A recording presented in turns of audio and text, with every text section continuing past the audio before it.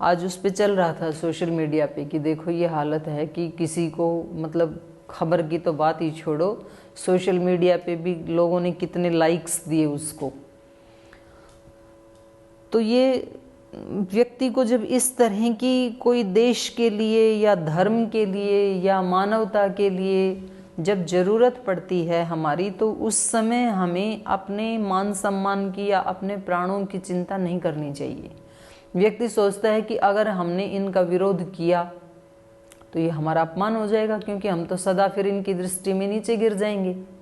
अगर हमने इनका विरोध किया तो ये तो हमें रोज़ सताएंगे। फिर अगर हमने इनका विरोध किया तो ये हो सकता है कि हमारे धन से हमारे घर में आग लगा दें, हमारा सब कुछ अपहरण कर लें।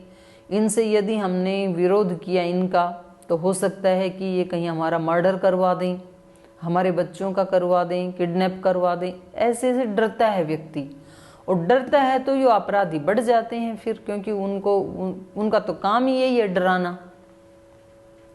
अगर सारा समाज, जो अच्छे लोग हैं, समाज में 99% अच्छे ही लोग होते हैं, 1% होते हैं बुरे लोग, लेकिन उनका जो खौफ है वो उन 99 के ऊपर इतना ज़्यादा होता है कि कोई भी बोलता नहीं है। चाहते सब हैं कि उसका नाश हो, लेकिन बोलता कोई भी नहीं है।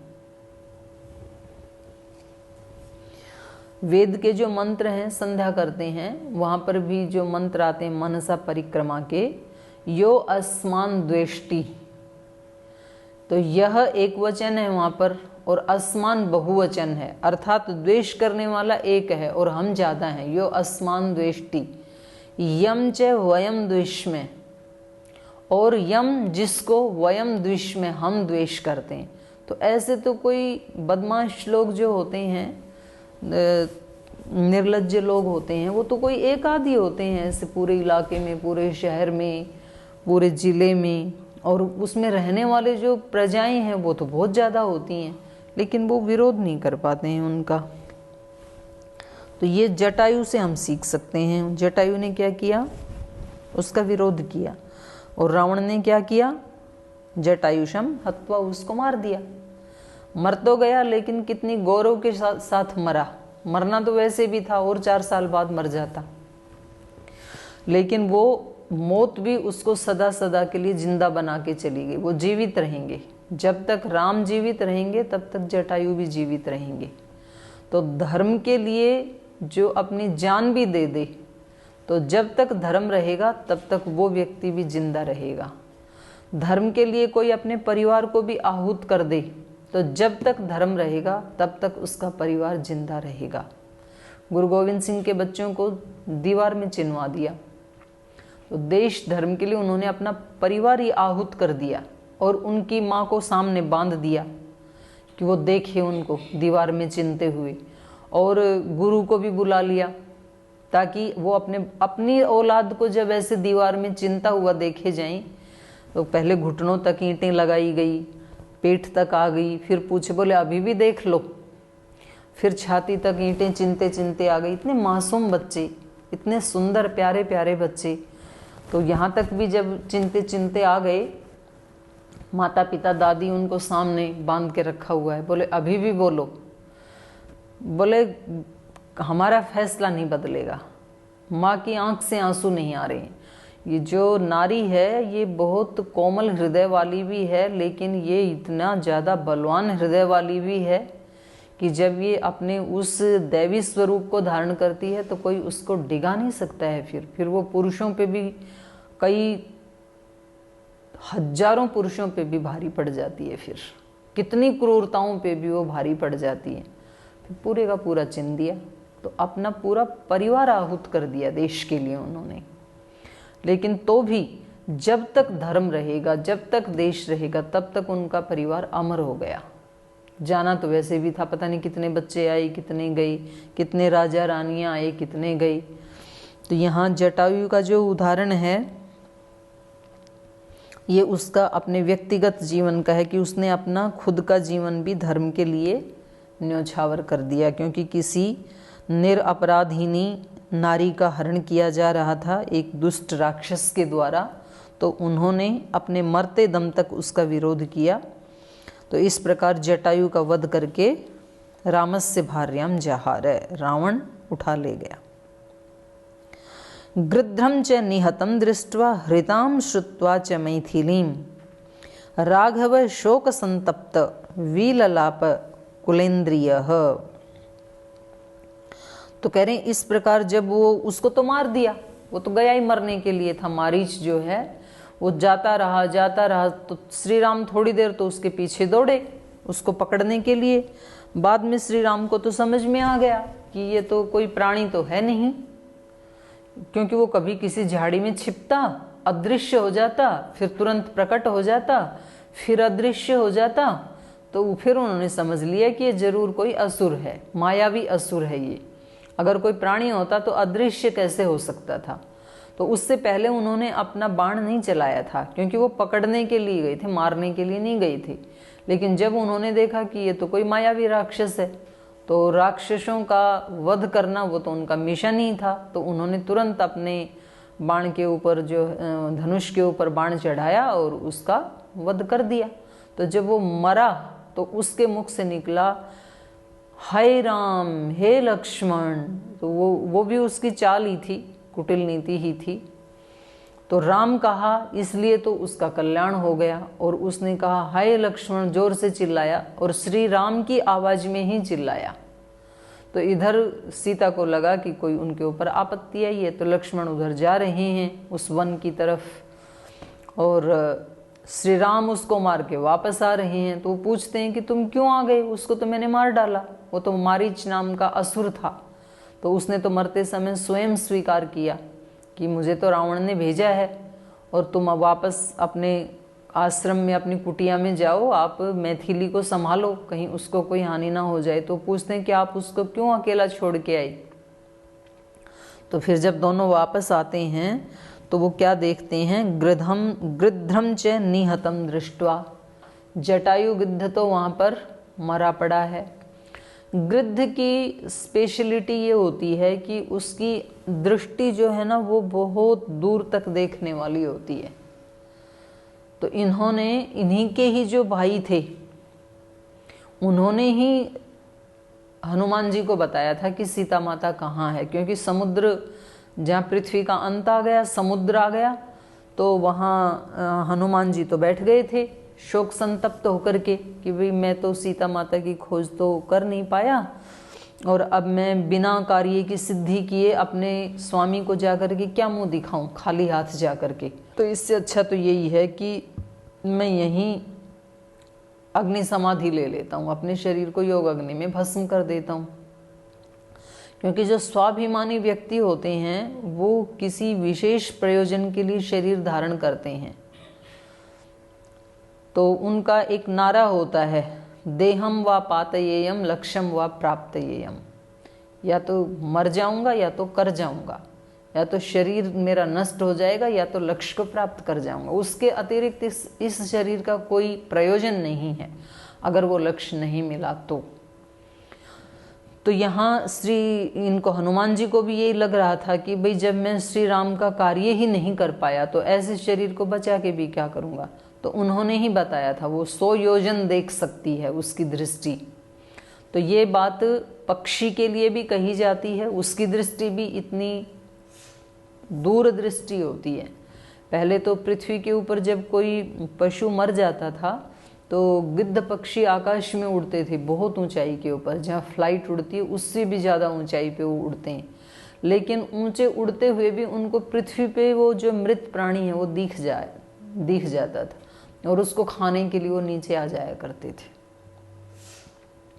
दूसरा इसका आध्यात्मिक अर्थ यह है कि जो इस प्रकार के तपस्वी होते हैं, जो इस प्रकार के योगी होते हैं, संत जन होते हैं, तो उनकी दूरदृष्टि होती है। पहले वो ये देखते हैं कि जो काम कर रहे हैं इसका आगे क्या परिणाम आएगा।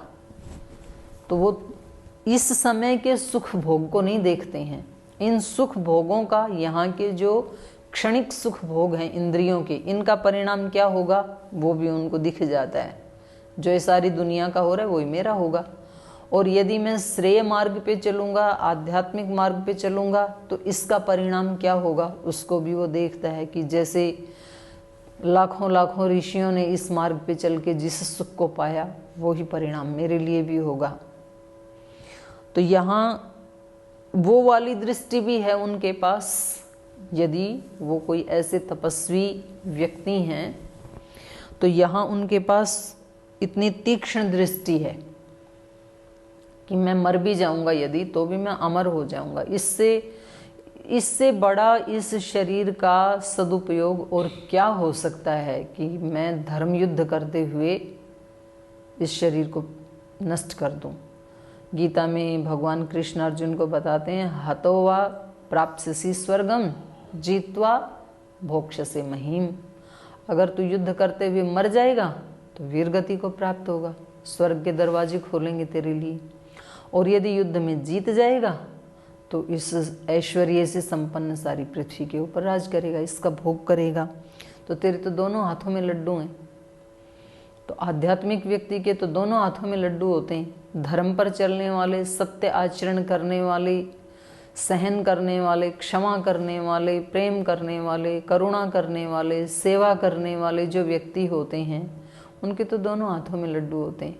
करते हुए भी उनकी आत्मा को शांति मिलती है। श्रेष्ठ आचरण, शरीर को तो कष्ट होता है, आत्मा को शांति मिलती है। इंद्रियों को तो कष्ट होता है लेकिन हृदय को अच्छा लगता है। तो करते हुए भी अंदर से एक शक्ति की अनुभूति वो करता है और उसके परिणाम का भी अच्छा ही आएगा। अच्छा बीज बोया है तो परिणाम भी निश्चित रूप से अच्छा ही आएगा। तो दोनों ही दृष्टि से अच्छा है। तो ऐसे ही यहाँ गृध्र की भी, जटायु की भी दूरदृष्टि है, इसलिए उन्होंने युद्ध करना उचित समझा है।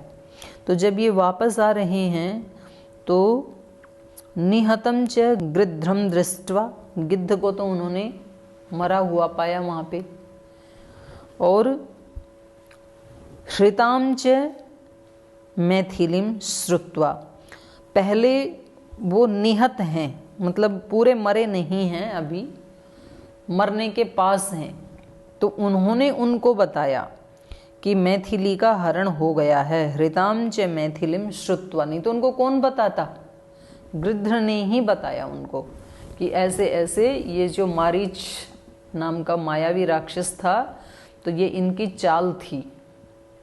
ये आप दोनों भाइयों को दूर लेके गया और इसके साथ ही रावण इधर आया था और वो रावण मैथिली को, मिथिला में पैदा होने वाली मैथिली, तो माता जानकी को, सीता माता को वो हर के ले गया है। तो हृताम च मैथिलीम श्रुत्वा, मैथिली का हरण सुन करके, निहतम च गृध्रम दृष्ट्वा, और निहत हुए, आहत हुए, मतलब बहुत ज़्यादा वो मृत्यु के समीप था, इतना आहत था।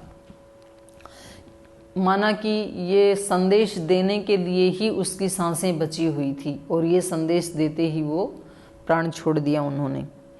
राघव शोक संतप्त, तो ये दोनों ही ऐसी अप्रत्याशित घटनाएं थी, मतलब एकदम से, क्योंकि अभी 13 वर्ष तो पूरे हो चुके थे, मात्र 1 वर्ष बचा था।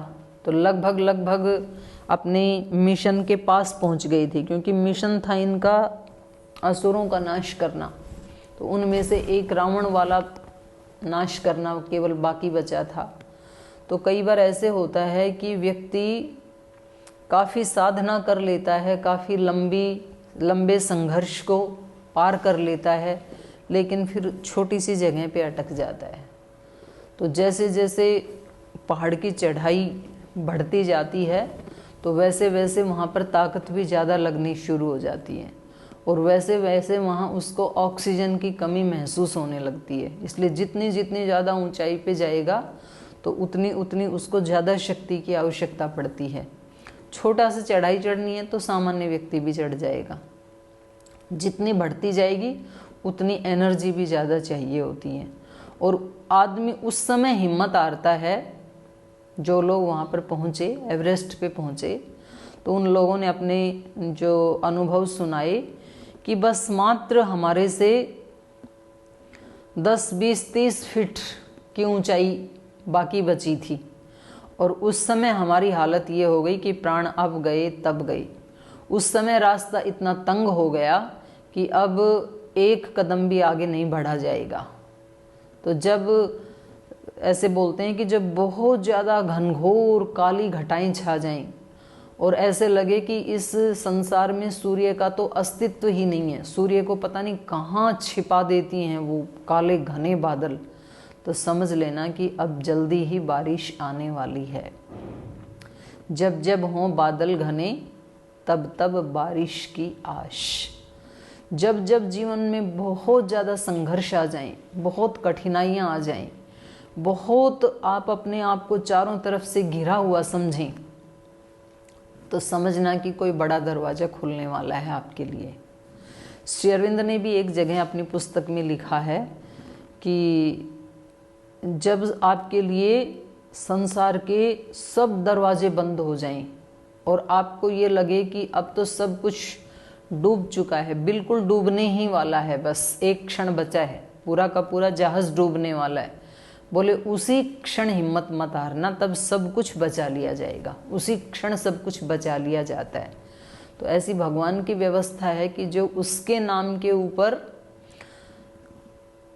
अपने जीवन को छोड़ता है और उसके भरोसे पर, उसकी न्याय व्यवस्था के ऊपर वो एक ईमानदारी का, सच्चाई का, पवित्रता का, सेवा का, समर्पण का, अभिप्सा का जीवन जीता है, तो उसके ऊपर आरोप प्रत्यारोप तो बहुत लगते हैं, उसके ऊपर अत्याचार भी बहुत होते हैं, उसको बहुत अपमान भी सहन करने होते हैं, लेकिन भगवान उनको नष्ट नहीं होने देते हैं। न मे भक्त प्रणश्यति। श्री माता जी जो श्री अरविंद आश्रम में रहती थी, उन्होंने एक जगह लिखा है कि आज लोग मेरे को एक दिव्य आत्मा समझते हैं, एक अवतारी आत्मा समझते हैं, लेकिन मैंने अपने जीवन में विष के घूंट नहीं पिए, विष के घड़े पिए हैं, अपमान के घूंट नहीं पिए मैंने कि एक दो गिलास पिया होगा या एक दो घूंट पी होगी, अपने जीवन में घड़े के घड़े अपमान के सहे हैं मैंने, माने अत्यंत अपमान सहा है। किसी एक व्यक्ति को मैंने सुना, बोले मैंने जो जितने अश्रु भगवान के लिए निकाले हैं उन सब को यदि इकट्ठा किया जाए तो एक तालाब बन जाएगा, इतना ज़्यादा मैंने किया है। तो ये जब भी मतलब इस तरह का जीवन में ऐसा वो बने, तो श्री राम के 13 वर्ष तो पूरे हो चुके थे, तो अभी तो बिल्कुल मंजिल के पास ही थे, लेकिन उसी समय ये ऐसा हो गया कि मतलब जिसकी कल्पना भी नहीं है कि सीता माता का हरण होना एक सामान्य व्यक्ति के लिए भी कितने अपमान की बात है और कितने दुख की बात है। और यहाँ तो ऐसी जो प्राण के समान हित करने वाली, पीछे आया सीता माता के लिए जो विशेषण आया कि वो श्री राम का कैसे हित करती हैं, प्राण की तरह, यहाँ आया था देखो,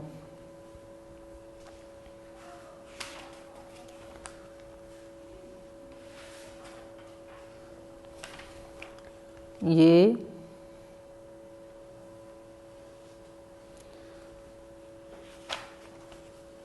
श्लोक नंबर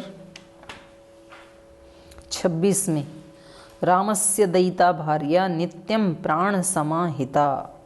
जो प्राण के समान हितकारी, प्राण ही तो हमारा हित कर रहा है, जीवन को आगे बढ़ा रहा है, तो इतना हित करने वाली और इतनी अनुकूल पत्नी का यदि हरण हो जाए तो ये दोनों दृष्टि से चुनौती है श्री राम के प्रति, उनके प्रेम को भी चुनौती है, उनके पौरुष को भी चुनौती है, और वो उसकी रक्षा नहीं कर पाए, उनके रक्षा करने वाली शक्ति की भी वहाँ पर चुनौती है। तो यहाँ पर राम क्या हैं, शोक संतप्त, राघव शोक संतप्त, विललाप, कुल इंद्रिय, कुल इंद्रिय माने तमाम इंद्रियां, सभी इंद्रियां उनकी विललाप, विशेष रूप से विलाप कर रही हैं, माने अत्यंत दुखी हो गए हैं श्री राम। जो श्री राम पिता की मृत्यु होने पर, राज्य छीनने पर, वनवास होने पर, या कितने राक्षसों ने तंग किया, उन सारे दुखों के आने पर कभी उनके चेहरे के ऊपर शिकन नहीं आया, वो श्री राम यहाँ पर विललाप, विशेष रूप से विलाप कर रहे हैं। शोक संतप्त, अत्यंत शोक से संतप्त हो रहे हैं। तो जो इतनी सेवा करने वाले, इतना पवित्र जीवन जीने वाले, इतना मर्यादित जीवन जीने वाले, इतने माता पिता की, ऋषियों की, संतों की सेवा करने वाले, नीतिमान, धृतिमान, द्युतिमान, क्या क्या विशेषण आई श्री राम के पीछे हमने जो पढ़े, इतने एक आदर्श महामानव की भी अगर किसी समय विशेष में ये स्थिति हो सकती है, तो फिर आप हम तो किस खेत की गाजर मूली हैं। माने हमारे सामने तो थोड़ी सी विपरीत परिस्थिति आते ही यदि हम कभी शोक संतप्त हो जाते हैं, तो हमें उस समय ये सोचना चाहिए कि ये स्थायी नहीं है, ये आ गया एक बहते हुए झोंका, ये भी चला जाएगा। तो यहाँ पर राघव भी कैसे दिखाई दे रहे हैं, शोक संतप्त। एक तो उनको ये शोक है कि जिस व्यक्ति ने मेरी पत्नी की रक्षा करते हुए युद्ध किया, मैं उसको नहीं बचा पाया, मैं उसकी रक्षा नहीं कर पाया, तो वो उनके सामने, आंखों के सामने दम तोड़ देते हैं। और दूसरी तरफ जो मेरे लिए, मेरे सुख के लिए अपने सारे सुखों का त्याग करके मेरे पीछे पीछे वन में चली आई थी, इतना हित करने वाली, इतनी अनुकूल पत्नी की भी मैं रक्षा नहीं कर पाया, तो इस दृष्टि से वो शोक संतप्त हैं। क्योंकि जो ऐसे स्वाभिमानी व्यक्ति होते हैं तो कभी भी वो किसी भी परिस्थिति में उनकी हार नहीं होती, पराजय नहीं होती है। और अगर उनको कभी एक क्षण के लिए भी ऐसे लगे कि भाई ये तो बहुत बड़ी चुनौती है मेरे सामने, तो फिर उनको बहुत ज़्यादा व्यग्रता होती है मन में। ततः तेनैव शोकेन गृध्रं दग्ध्वा जटायुषं मार्गमाण वने सीतां राक्षसं संददर्शः कबंधम नाम रूपेण विकृतं घोरदर्शनं तम निहत्य महाबाहु ददाह स्वर्गतश्च सह। तो कह रहे ततः, तो थोड़ी देर तो उनकी कुलेंद्रिय सभी इंद्रियां विललाप करने लगी, बहुत ज़्यादा वो व्याकुल हो गई थोड़ी देर के लिए तो, लेकिन फिर अपने कर्तव्य के लिए उन्होंने अपने आप को तैयार कर लिया। तो ये यहाँ से हमें ये भी शिक्षा मिलती है कि चलो कभी यदि हमें ऐसा कहीं अज्ञान का, अंधकार का, अपमान का, कहीं प्रतिकूलता का सामना करना पड़े और हमें ये कभी ये लग जाए कि अब नहीं उठा जाएगा, तो थोड़ी देर के लिए ऐसा लगा तो भी फिर थोड़ी देर के बाद अपने आप को हमें संभाल लेना चाहिए, जैसे कि श्री राम ने अपने आप को संभाल लिया। आत्मना एव आत्मना बंधु, कोई दूसरा आके संभालेगा हमें, ऐसी हमें प्रतीक्षा नहीं करनी चाहिए। क्योंकि यहाँ इनको पता है कि वन में कौन आकर के अब हमें ढांढस बंधाएगा, कौन आकर के संभालेगा, हमें खुद ही संभालना है अपने आप को, हमें खुद ही अपने कर्तव्य का चयन करना है। तो ये बात केवल श्री राम के लिए नहीं है, हम सब आत्माओं के लिए है। हर व्यक्ति को अपना उद्धार खुद ही करना पड़ता है, और जितना जितना हम दूसरे के डिपेंड रहेंगे ना, उतना उतना हमारा कष्ट और ज़्यादा बढ़ता चला जाएगा। घर में कभी पति पत्नी किसी बात को लेकर के, या बच्चे किसी बात को लेकर के, या कोई भी व्यक्ति जो जिनका आपस में संबंध है, किसी बात को लेकर जब उनका झगड़ा हो जाता है, जैसे सुबह झगड़ा हुआ, तो फिर अब पत्नी अपनी ड्यूटी पे चली गई, पति अपनी ड्यूटी पे चले गए, और दोनों पूरे दिन भर ये वेट करते हैं कि शाम को जब वापस आएंगे तो वो मेरे से सॉरी बोलेंगे, तब मैं ठीक होंगी। तो पत्नी भी यही सोचती है दिन भर और अपने आप को कष्ट देती रहती है, पति भी यही सोचता है। और शाम को जब दोनों घर आते हैं तो फिर दोनों का अहंकार ये कहता है कि पहल इसको करनी चाहिए, पहले ये सॉरी बोलें। दूसरे को भी लगता है पहले ये सॉरी बोलें। अब घर आने के बाद आमने सामने हैं तो भी नहीं बोलते हैं, क्योंकि अहंकार कहता है कि इन्होंने मेरे को दर्द दिया था ना, तो ठीक भी तो यही करेंगे, ये एक बार सॉरी बोल दें तो मैं सारा भूल जाऊं। और उनको लगता है कि झगड़ा इन्होंने तो किया था, अगर ये एक बार कह दें कि मेरे से गलती हो गई तो मैं सब भुला दूंगा, क्षमा कर दूंगा।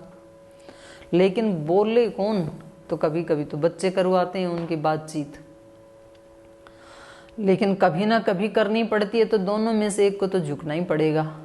तो जब देर या सवेर और झुकता वो है जो ज़्यादा शक्तिशाली होता है। ये पहचान है। तो जब हमें ये पता लग जाए कि भाई ये मेरे मन को मुझे ही ठीक करना है, तो फिर पूरे दिन भी दुखी करने से, उस दुख को बढ़ा के फिर भी तो ठीक किया ही। तो कोशिश तो यही करनी चाहिए कि उसी समय मतलब जितना जल्दी हो सके अपने आप को संभाल लें, अपने आप को ठीक कर लें और परिस्थिति को भी ठीक कर लें। अगर वो चेंज करने योग्य है, उस चीज़ को यदि बदला जा सकता है तो फिर कैसे बदलें, अब करना क्या है, ये क्यों हुआ, इसके ऊपर ज़्यादा नहीं समय बर्बाद करना चाहिए। हो तो गया जो भी हुआ, अब इसको कैसे ठीक किया जाए, इसके ऊपर ज़्यादा चिंतन मनन करना चाहिए।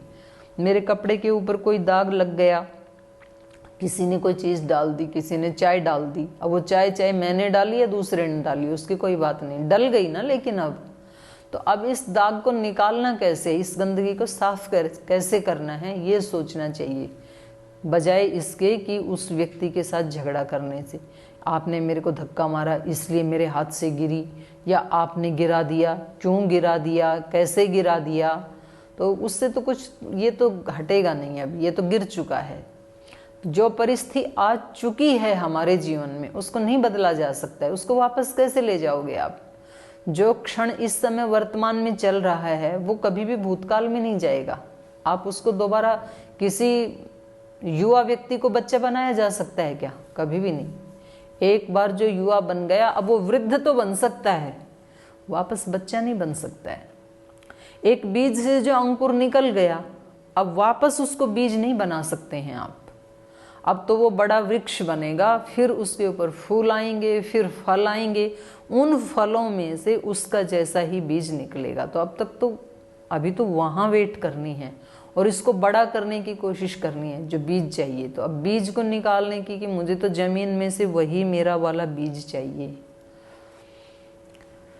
मुझे तो वही प्रेम चाहिए जो शादी वाले दिन करता था। वो दिन आएगा ही नहीं वापस। अभी आज की डेट में, आज की इन परिस्थितियों में ये कैसे सुलझ सकता है? मेरे को तो वही वाली सास चाहिए जो मैं पहले दिन शादी करके आई थी और जो मेरी आरती उतार रही थी थाल लेकर के, वही चाहिए। ये वो तो बीत गई, कितने दिन, कितने वर्ष हो गई। आज वाली को कैसे डील करना, ये देखना पड़ेगा। मेरे को तो वही वाली बहू चाहिए जिसने आते ही मेरे चरण छुए थे और मेरा इतना सम्मान करती थी। वो तो गई, वो आ ही नहीं सकता है वो दिन। आज वाली जो सामने, उसको कैसे हैंडल टैकल करना है, उसकी बात सोचो। तो यहाँ श्री राम का चरित्र दिखा रहा है। ततः तेनेव शोकेन गृद्धम दग्ध्वा जटायुषम। शोक से संतप्त तो हुए, लेकिन तुरंत अपने कर्तव्य को उन्होंने पहचाना कि अब मेरा कर्तव्य ये है कि जिन्होंने मेरे लिए, मतलब मेरी पत्नी की रक्षा के लिए अपने प्राणों की आहुति दी है, तो सीता को बाद में देखेंगे, पहले मुझे इनका अंतिम संस्कार करना चाहिए, इनकी अंत्येष्टि करनी चाहिए।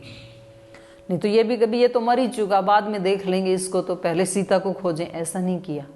तो ये होता है अपने कर्तव्य का चयन करना अधिकार से पहले। तो बड़ा सुंदर और हृदय स्पर्शी प्रसंग चल रहा है, इसकी कल चर्चा करेंगे। आज यहीं इसको विराम देते हैं।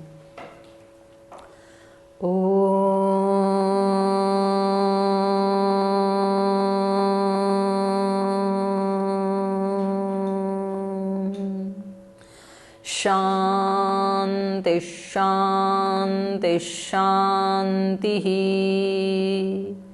श्री गुरुभ्यो नमः।